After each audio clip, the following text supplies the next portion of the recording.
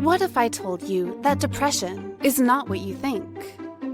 We have been taught that depression is a mental disorder, and that those with depression are the exception to the norm. But what if depression is not the exception to the norm, but the normal, appropriate response to an unhealthy society? Gabor Mate is a renowned addiction and trauma expert and author. He teaches that depression is not an individual problem, but rather a societal problem, and that depression is a normal response to the unhealthy and abnormal circumstances that make up our societal structure. Gabor reminds us what the word depression means literally: to push down. The implication is that depression is not an inherited mental disease, but the result of learning and having to push down one's emotions as a child. So, how then do we heal from depression? We heal depression through connecting to our true self and learning to express our true self. We heal depression through healing society's imbalanced priorities and unhealthy standards, and through healing our addiction to technology by developing the interpersonal skills we are lacking because of our overdependence on technology and social media. In this video, we will break down what depression is and the 2 most important steps to heal from depression. We will share 5 simple actions to take to begin your healing right now.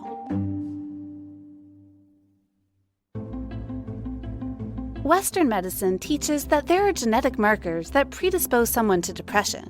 However, Mate argues that there has not been a specific gene or group of genes proven responsible for these mental health conditions. The abnormality is in a society that generates these illnesses, and that these illnesses or these conditions are normal responses to abnormal circumstances. Mate shares that depression is always healable because the true self is always available to you. He teaches that most of us have lost the connection to our authentic self. The loss of connection itself is an adaptation. Why is that an adaptation? Because if it's so painful to be myself, I better disconnect. Gabor teaches that as human beings, we have 2 fundamental needs outside of our physical needs. These 2 fundamental needs are attachment and authenticity. He describes human beings as an attachment-driven species. An attachment is contact, connection, love. Without that, the human child does not survive. So attachment is a huge need. Be able to connect, belong, be loved by, and love. That's just a basic human need.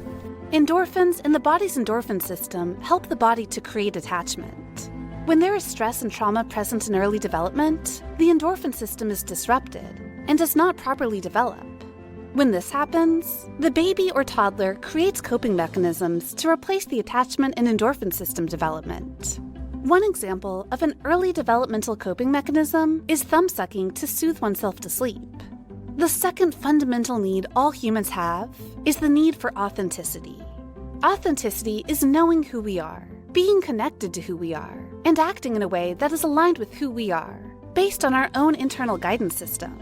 Gabor Mate says that gut feelings are a part of authenticity, and that early man relied heavily on authenticity, or these gut feelings, to survive external danger and threats. He says that advancements in evolution have made us no longer prioritize our need for authenticity. Gabor gives the example of anger. Anger is an emotion that is not accepted in society, and thus not accepted by our caregivers. A child may become angry simply because they cannot have a cookie after dinner, Gabor says. A common parental response to the child is that good kids do not get angry. Gabor says that the message the child receives is not that good children do not get angry, but that angry kids do not receive love. The attachment need is not compatible with the need for authenticity. In other words, if I'm authentic, my parents will reject me. Now, what does the child do with that? Well, if I give up my attachment for the sake of authenticity, I lose my relationships on which my life depends. Therefore, there's no question what becomes. Gabor states that because the need for attachment is stronger than the need for authenticity, the child will suppress their authenticity and make a habit of suppressing authenticity in order to stay attached and receive love. This often manifests as disowning our own needs and sense of self in order to stay connected to the family unit.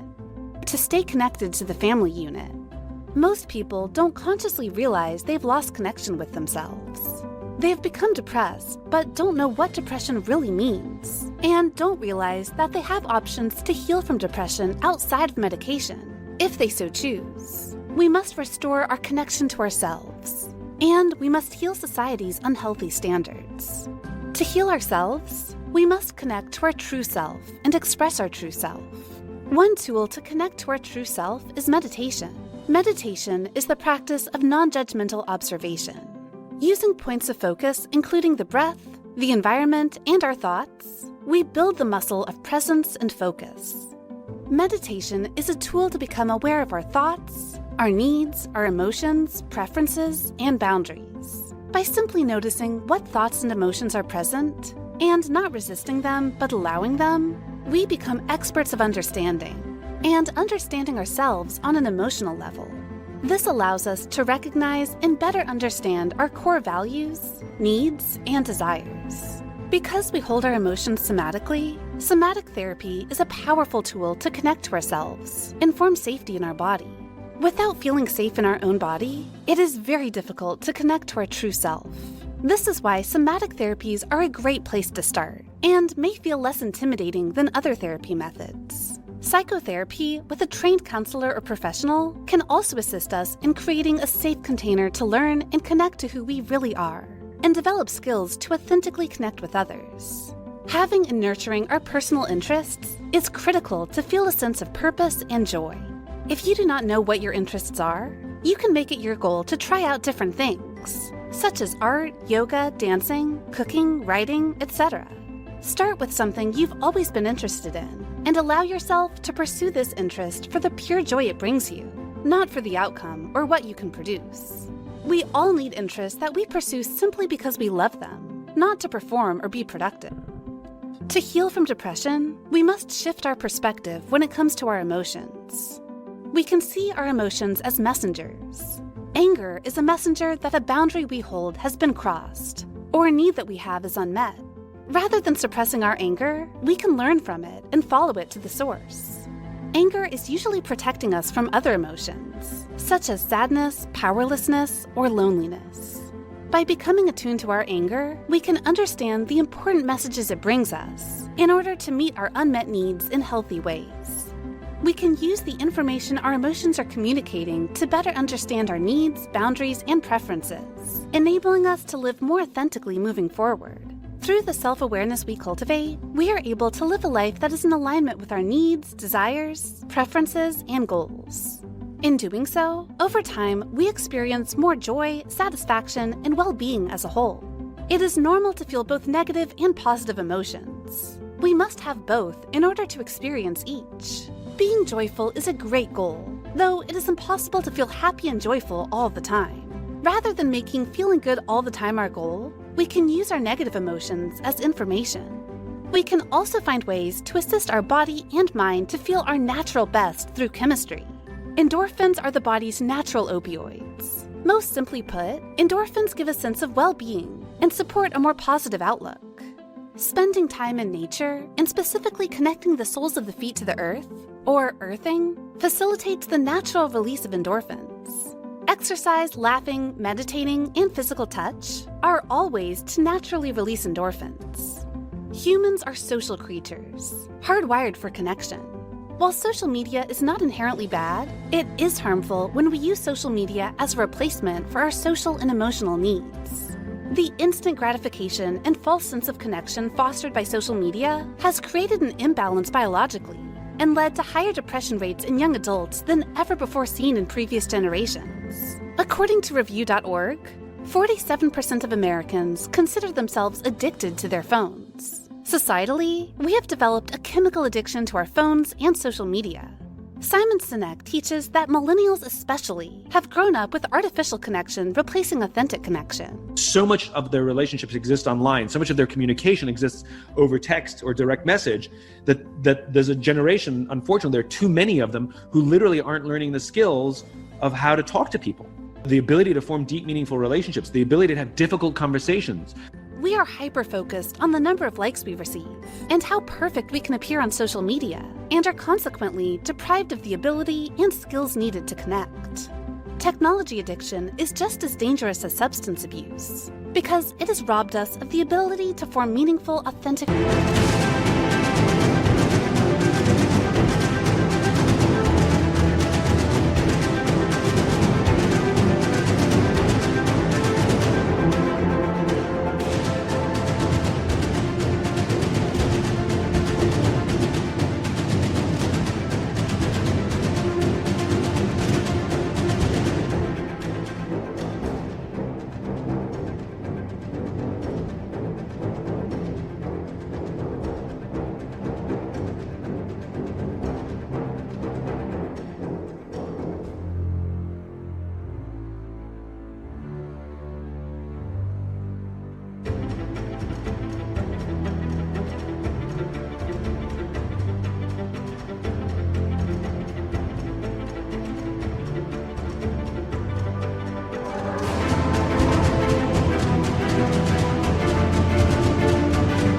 Relationships, communicate, have difficult conversations, and have the courage to ask for help when we need it. We must actively teach and prioritize these skills, which Sinek calls human skills, just as we prioritize technical skills in all aspects of our society, including education, the corporate world, in our family structures, and on an individual level. Simon also teaches that technology advancements have taught us to think that all life must always be instantly gratifying. Simon shares that the instant gratification we receive from smartphones and social media has caused us to falsely believe that all of life should work this way, including our career and love life. When we do not receive instant satisfaction and gratification in our career and relationships, we feel like failures and become depressed as a result. And the problem is they think that satisfaction in life, fulfillment, or even love and friendship happen just as immediately, and they don't. It takes time and it takes unbelievable hard work. And the problem is they're not learning the skills to make friends. They're not learning the skills to fall in love. They're not learning the skills to talk to people. They're not learning the skills to find fulfillment because it's slow and it's boring and it's human. We must teach that relationships involve showing up and doing the work every single day. We must teach that the journey of our career will have many ups and downs, rather than the unrealistic expectation that it will be one continuous upward movement. Here are 5 steps to begin to heal from depression right now. 1. Know that you are not alone and that there is nothing wrong with you. Your brain and body operates like a computer, adhering to its earliest conditioning or coding. Your depression is not a result of a mental disorder, but the appropriate and normal response to an unhealthy society. 2. Connect.